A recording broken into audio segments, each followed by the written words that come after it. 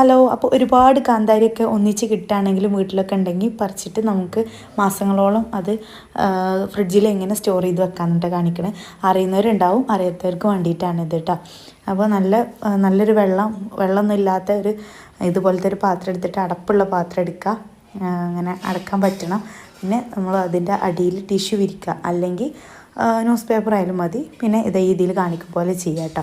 അപ്പോൾ ഇതിൻ്റെ ഒരു വീഡിയോ ഞാൻ വേറെ ഇട്ടിട്ടുണ്ട്, കാന്താരി എങ്ങനെ നോക്കുന്നതെന്നും പിന്നെ വിത്ത് വേണ്ടവർക്കുള്ള കാര്യങ്ങളൊക്കെ ആയിട്ടുള്ള ഞാൻ ഒരു വീഡിയോ ഇട്ടിട്ടുണ്ട്. വേണമെന്നുണ്ടെങ്കിൽ നിങ്ങൾ നമ്മൾ ചാനലിലുണ്ട്, ചെക്ക് ചെയ്ത് നോക്കാം കേട്ടോ.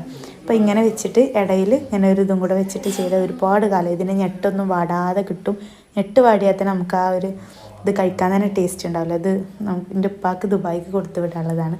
അതുകൊണ്ട് ഒരുപാട് നിൽക്കാൻ വേണ്ടിയിട്ടും പഴുത്ത് പോവാതിരിക്കാൻ വേണ്ടിയിട്ടും സ്റ്റോർ ചെയ്ത് വെച്ചാൽ കേട്ടോ. അപ്പോൾ നിങ്ങളുടെ അടുത്തുണ്ടെങ്കിൽ പച്ചമുളകും ഇങ്ങനെ ചെയ്യാം കേട്ടോ.